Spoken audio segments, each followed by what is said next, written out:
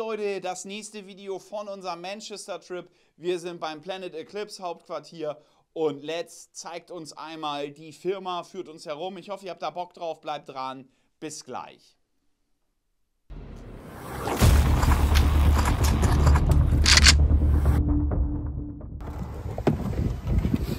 So, Stefan, wo sind wir hier? Planet Eclipse Headquarter. Manchester. Nehmen Sie die Ginflaschen bitte. Mal gucken, ob die Jungs wirklich saufen können. Hengstschlock. Hengstschlock. Weißt du, was du an der Kamera machst? Personal haben. Okay. Yeah, hello guys, we're here at the headquarter from Planet Eclipse. This is Leeds. The Chef man in Boss. charge. We call it in Germany Chef Boss. The chef boss, yeah. H, what do they call me? Chef Schwagerfeld. I can't remember what they call me now. Anyway, carry on. We'll call me Lads. Call me Lads, that'll do. That'll Head do. of Thank you. everything, Head of everything, yeah. HMFIC. Yeah, we are stands for- today here to see the new EMF 7000 who will be released in 2030. CS4. CS4 and All the of others. those things, Can we LV3. see this? Oh yeah, of course. Yeah, we go and see that now. And Is this where we have the thing and it goes woo, like that? We all have our spacesuits on. Yeah. We're very pleased for the inviting and yeah, to show what is Planet doing and how they build all these beautiful guns and yeah, that's why we're here. Cool. Can we maybe have a little room tour and We can look come at and the- show you around. Let's go. Okay. Going to go in here? No. Trophies. Everywhere. We win things. This is our best employee. This is Bob. Always there. Bob. Yeah. Security guard. Here, Paddy, a German team. Yeah, Instinct. man. Instinct. We played against them. Yeah. Really motherfuckers. Yeah, hard to play.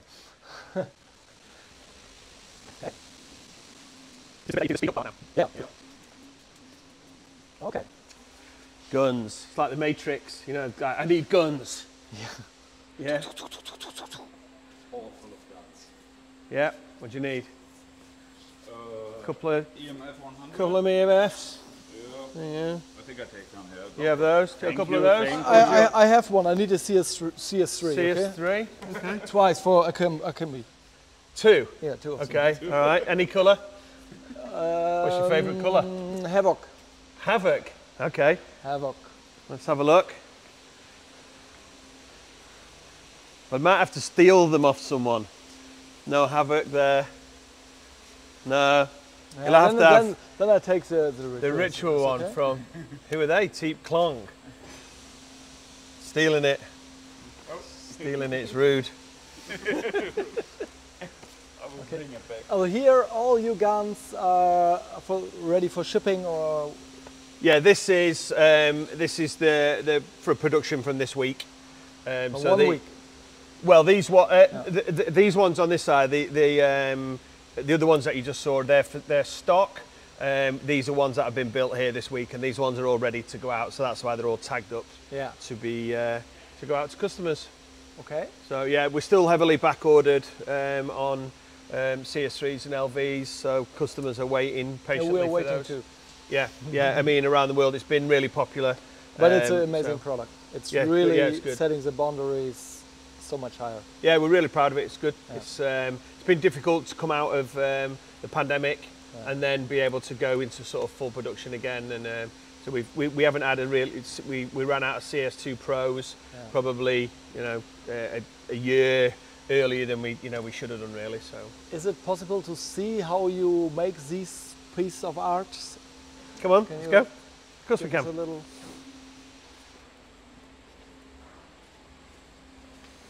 Stefan, du lenkst ihn ab, ich packe die CS3 ein, okay? Steal something.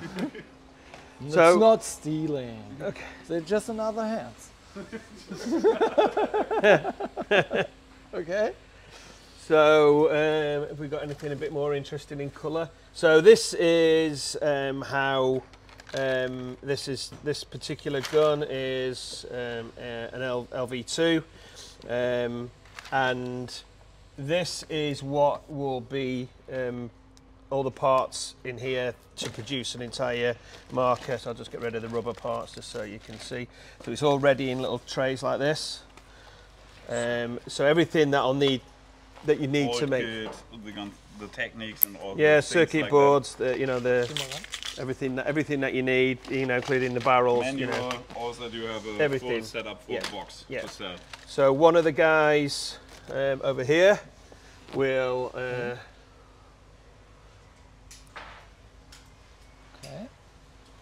So one of the guys. Everybody, give us a wave. These are all actors. So what will happen is these guys will come over and they'll take a tray with a gun on it, and then they will all individually build one gun from beginning to end. One guy building a gun from. Yeah. Yes. Okay. Yeah. So this is Steve, and he's one of our amazing And if builders. on every Planet gun you got this little Zettel. Notice. It's a little note, and these are the guys who are building your guns. Yeah, if you see Steve on a gun, then this is the man who's built it for you. That's Eddie, that's Neil, and this is Stoney. So these are the. This one was Stoney. No, this is Stoney. That's Okay. Neil. That's Eddie over there. So yeah. So then what happens with them then is you've seen all the stickers.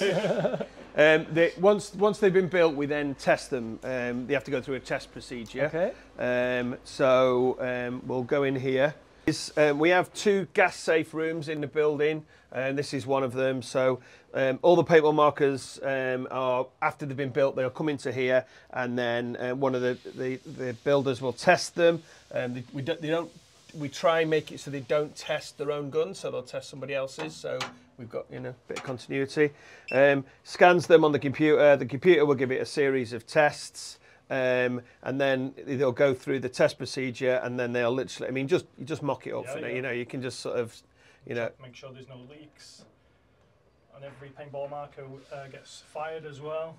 We make sure the velocity is under 300 FPS, and if the tech is happy with it, then print a label out to say I'm happy with it. So then, so once it's passed the test procedure, a little label will come out. And it will say that it's been passed by Eddie, and then that's one that will be added to the gun. I won't put it on this because we've already done this. And then that means it's been passed. If for any reason it's failed, the computer will tell us that there's a fail, and then a fail sticker will be printed out. And what happens then? The gun goes off to a fixing room, and then in the fixing room we identify what the problem was. It might have been a leak, or it might have been over velocity, or So if I wasn't happy if the gun was leaking, I would say it's leaking from the barrel. Then I'd tell the next technician exactly what I found, and it would save time. And then they would literally go like this. Yep. It would go on the gun.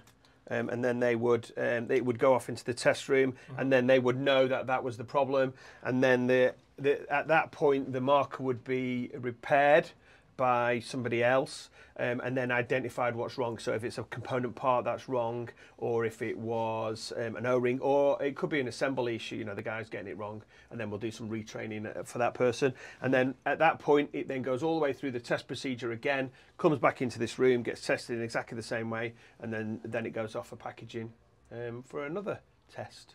Okay. So, is that okay to? Yeah. That's why you never have a problem when you buy a gun from Planet Eclipse. It works always out of the box. The quality control is very high. Has to be. Yeah. That's the secret source. Yeah. And then do you want to do the last bit of testing if we're doing a testing thing?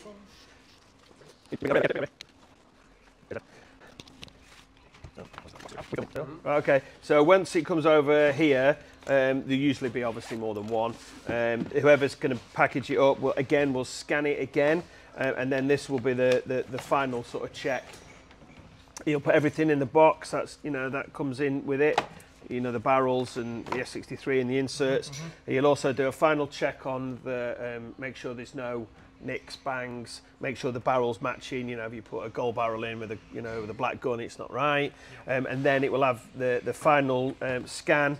And then at that point there'll be the labels created for the packaging, and then it will go to it'll go through into sales, and then I'll be ready to go out to a customer and hopefully make them happy while they're shooting fools.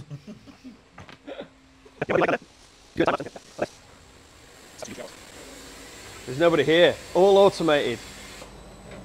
You can't really see. Where do you build the metal body? So, An aluminium body. Where do you get it? So the people who've been in paintball a long time will know this. We still have it made by Bell Sales, Okay. which are the people who made the Evolution autococker. Okay. So all the way back then, that's when we met them, and that's when we became friends, and we still use those guys now. So they make all our high-end metal in the UK. Then they ship it here, and then you make the final building and the... Yeah, so the metal comes in here, all the component parts come in here from different places around the world, whoever is the best people in making, you know, the circuit board or the grips or whatever it happens to be. And then the metal body comes in, and then we process it, we go through, we check the metal for any imperfections before it comes through to the blasting machine, then gets blasted, rechecked, sent out, anodized, checked when it comes back from anodizing, and then that's when, and only then will it go into build, and then so there's already been a good handful of checks, you know, and that's all, you know, hand, you know, every gun has gone through hand by hand, you know, to do it.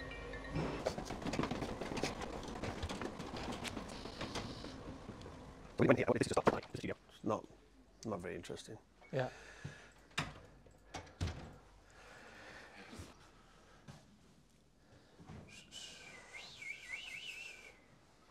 Have such a great mouse. Maybe. Just. Yeah.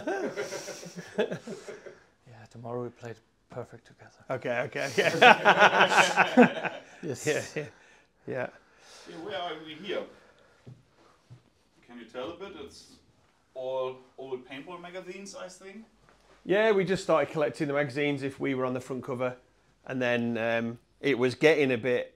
There was a lot, but now the magazines have gone away. So unfortunately, we're left with just what we've got: a bit of history. That's all. Yeah. Oh, yeah. You have to own it now. Here's some So from the old guns. This is your anniversary, 20 years? Or what 20 years anniversary. Yeah, we made 20 matching sets of LV and Geo, and then we gave most of them away to, like I've got a set at home, there's a set here, Julian has a set, Jack has a set, that sort of thing. And then we gave them to our distributors, sold a few, and then we gave some to charity. We sold some to charity as well, you know, gave them away. So, but there's 20 sets. Paintball DE has a set, it's in their shop. And what is this?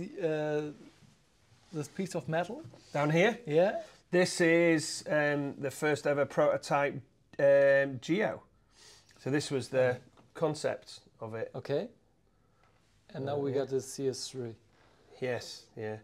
Okay, great. See this, first ever Splatmaster #1. Bought that at an auction from when Bob Guernsey passed away. They did an auction and I bought that.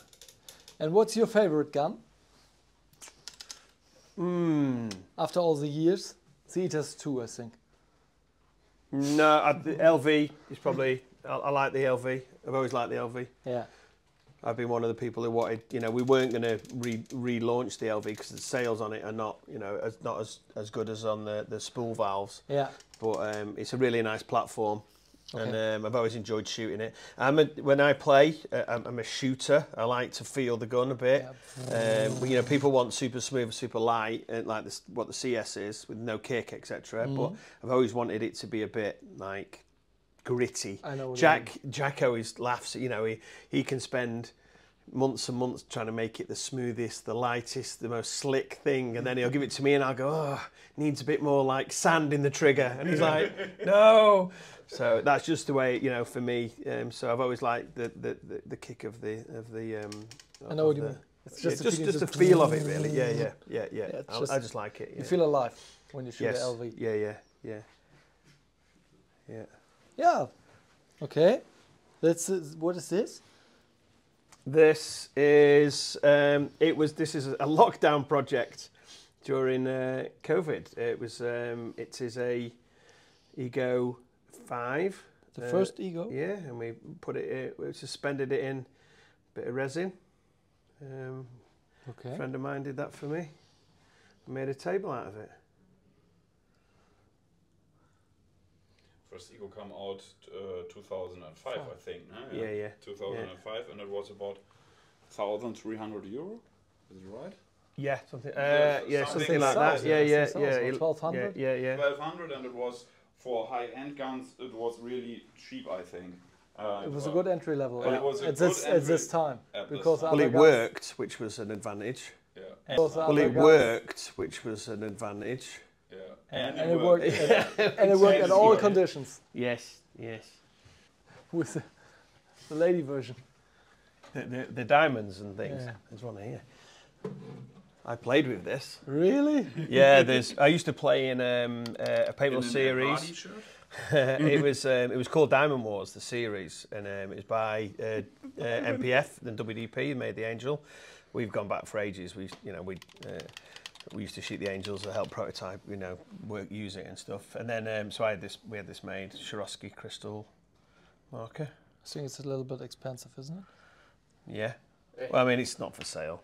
Okay. I mean, some of them, I've played pretty hard in this, so some of them have come off. But it's got a lot of kills on there. If I took a little crystal off for every person I've shot, For every kill you put on. everyone, that'd be Burn the yeah. diamond. Okay, we are now in Led's office. I think he likes chili a little bit. I do like chili.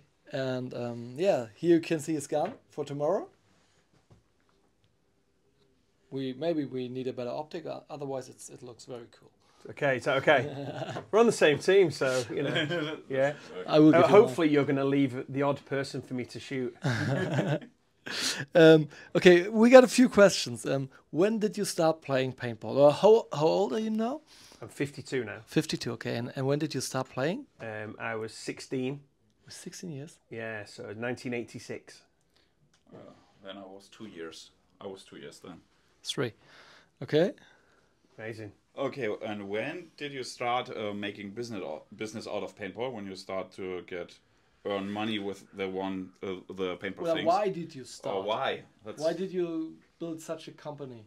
I guess it started when once I started playing paintball, sort of seriously. But back then, seriously meant just playing as much as I could afford to play. I didn't really have a lot of money, and I'd sort of get myself into a little bit of debt through. I wasn't earning a lot of money from where I was working, and I wanted to play paintball a lot. So I started to work in the local paintball shop called Manchester Paintball. And started working in there with Jack Wood. His uncle owned it, and Jack used to run it. So I used to come in and work on weekends there. And then Graham, the guy who owned the place, his wife got very ill, terminally ill, and he just wanted to get rid of the business. And at that point, this is 1991, I was 21. And I'd already met Julian, my business partner, and he was selling paintball products on the road, to other paintball stores. And he wanted to settle down. I wanted to change what I was doing in my career, which wasn't really a career. It was just, working in an office. But I was very passionate about paintball. So it gave us the opportunity to buy a business for a very small amount of money. I mean, the way it all started, I was in the bath, and I had, remember those old sort of cordless phones with the big aerial? Yeah. And I was in the bath, going to go out on a Friday night, and I phoned the bank, and I said, could I get a loan for a car? I think I needed 5,000, whatever it was. And they said yes. And I still lived at home with my parents, and I spoke to my dad about it, and he said, well, I'll lend you the money. so you don't have to do the loan with the bank. And then we bought the company, put a little bit of money in to buy some product, and then went from there. And it was really, at the beginning, it was all about us getting better paintball equipment for us to go and play paintball with. The equipment that was around was very, wasn't really very good. We're talking about the times when there wasn't such a thing as even an Indian Springs hopper. It was people were making, drain pipes, gluing them together and then selling them. So everything was very, CO2, 20-ounce bottles, that sort of thing. So that's when we started doing it as a business. Jack was always part of the business, and then we played with the Banzais for years and years, and we wanted our equipment to be better and better and better. We used things like Autocockers, Automags, Icon Z1s, F1 illustrators, that sort of thing, and we would just make them better by making parts, really, and tuning them up. So that's how it started. What's your favorite part of paintball? Is this sub-air, MagFed, woodland, scenario? What do you prefer? I enjoy one of my new passions in it would be MagFed, but I think that's because I can still go down and play with people that aren't like I take my brother and my best mate with me when I go and play MagFed, and they don't play paintball. So I can go down there and it's not an intimidating. The community's pretty good. They're not getting overshot. They can compete. They can get kills and they can enjoy themselves. The competitive side of me really enjoys playing in the woods. That's where I was sort of born, and that's where I got my stripes. And I still think. I'm still competitive in the woods. I still think I can compete and play well.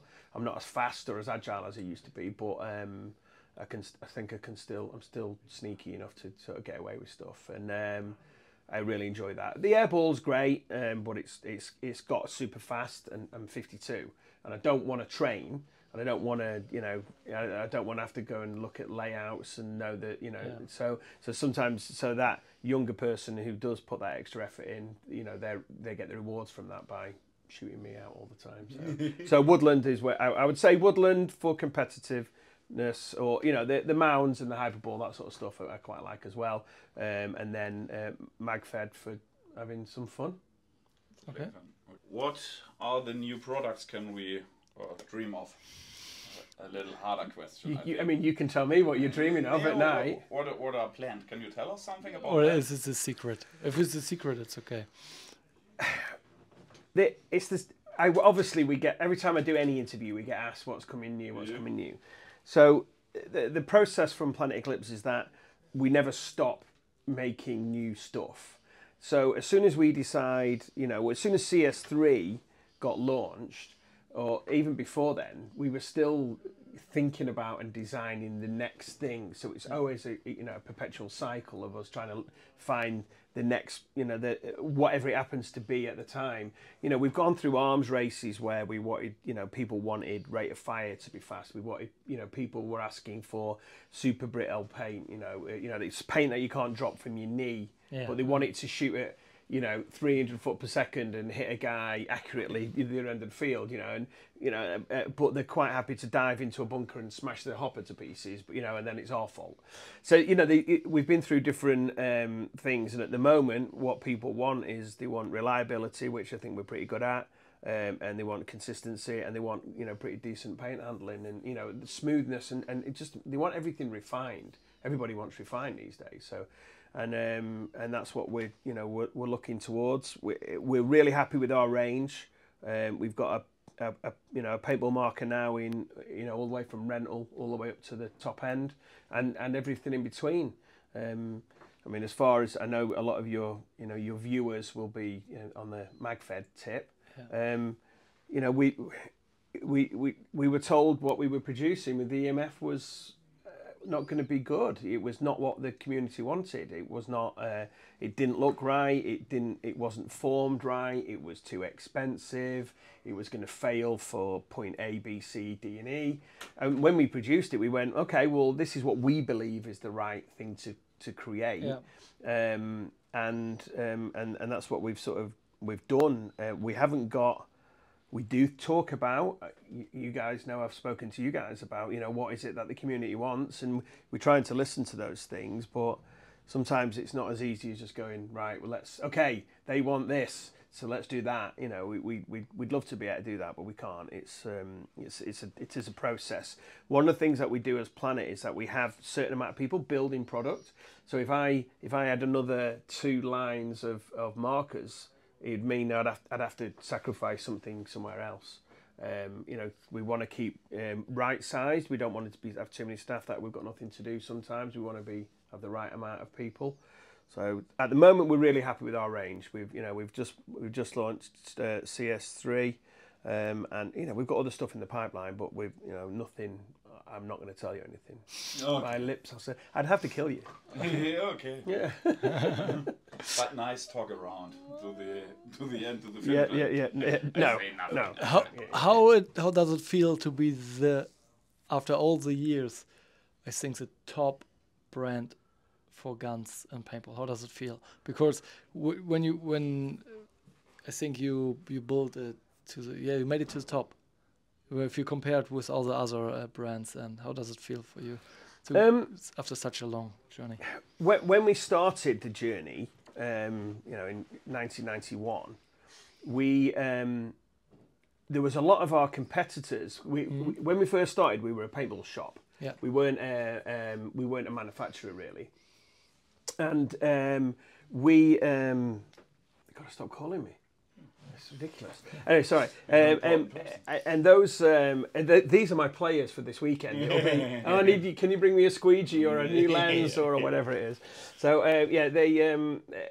the shops wanted to destroy us as a business, and what we concentrated on is making sure that we were the best that we could be at whatever it was that we were doing, and some of them were so hell-bent on destroying us as a company, they forgot about their company, and their companies ended up not very good, so they didn't concentrate on themselves.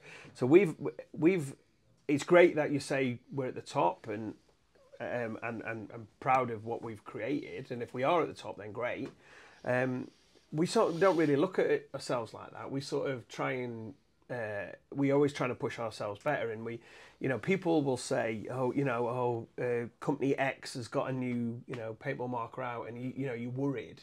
Yeah, of course we're worried, but that also drives us to then make the next best thing, and we don't want to be sort of sat on our laurels. We want to continually push the envelope as far forward as we can, and that's what we sort of try and do. And when we do something, we try and do it the best we can do it, and the customer needs to be happy at the end of the day. It needs to work, it needs to be reliable, it needs, you sell paintball markers, you need to be confident that marker you sell to someone is going to walk out the door and he's going to come back with a smile on his face. You don't want him to come back and go, that's the worst day paintball I've ever had in my life because X, Y, and Z happened. He spent so much money for it. Yeah. I mean, you're ruining his dreams almost. He's some of these players think they're better than they are, but you want them to be able to go and play. When I first started getting into MagFed, the first thing I ever noticed was that I'd go down to a game, and then maybe say there's 50, 60 people there playing all MagFed. There'd be 30 people in the safe zone fixing their guns. Yeah, that was the beginning. For whatever reasons, they'd be stripping down, and there'd be one guy who was like the unofficial tech that everyone would go and see, and he would be like trying to help them out. And he'd just be a nice guy, usually just helping them out. And we just didn't really feel that was what paintball was all about. It's about going and playing paintball. So I mean, I'm super proud if we're at the top, and we'll try and thank you, and we'll try and stay there. Okay. And we'll do what we can. Okay, I think thank you for the insights of your history and your what you made, and I think it's one of the things that it's I mean it's pretty cheesy, but it's the team that it's not just like, I know Jack's like the famous guy here because he's the one who's the designer and he's the one that we put in front of the camera and all that, but he's not the only guy that sort of, you know, does this stuff. It's, you know, we get, you know, they're gone for lunch, but, you know, Alan Paul, they make the manuals, you know, Matt does a lot of the exterior design. You know, Fish is in charge of doing customer service and making sure that, you know, when the customers do have problems, that we can fix it. All part of these teams is yeah, and that's what sort of, we've got a really good team. We have a good retention of staff. There's not many people sort of come and go. That, you know, they stay here, they're lifers, and they believe in the product as well. And I think that really shows. You know, you've got to be passionate about this. I mean, it's pretty much everybody who's here either did or does still play. And you know, so they know what it's like to. It's same for us. We're still playing. Yeah. We're still driving 18 hours to Manchester just to visit cool people from the business and yeah, have some games. Yeah, for sure, yeah. And you know, it's and I still enjoy. I mean, my oldest boy is 10. I've told him he can start playing when he's 12, and I'm really looking forward to sort of getting in a car with him and going off, doing an 18-hour road trip to your place or whatever it is, and going and doing these adventures, because how many sports do we have that you can do that with your son and that he will want to do? There isn't many. No. You know, I can't go. I mean, I play football with him at the park now, but if I was trying to play anything more than just kick about, he'd be like running around like laughing at me. But with this, I'm 50, I'll be 54 when I think he's old enough, and I think I'll have a really good time with him. Really looking forward to it. So age is not.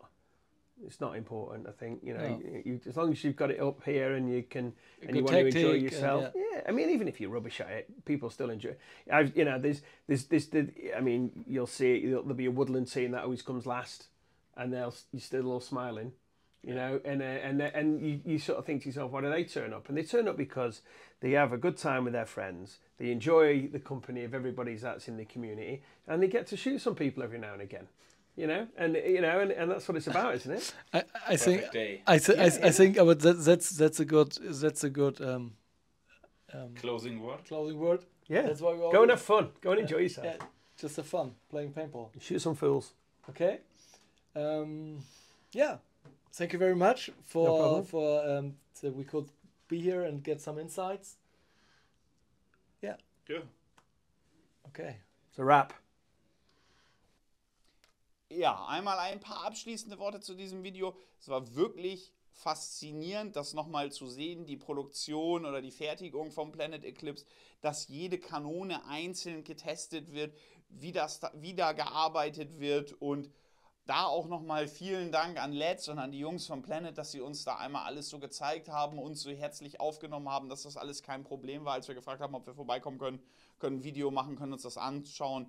Wirklich cool, es war für uns sehr beeindruckend, hat echt Spaß gemacht und auch schön mal so hinter die Kulissen eines Herstellers zu schauen. Ich hoffe, euch hat es auch gefallen. Bleibt dran, es gibt noch einiges an Content zum Rise of Camelot Event und ja, und wir werden euch auch weiter mit Events versorgen. Ich hoffe, ihr hattet Spaß dran. Bis dann.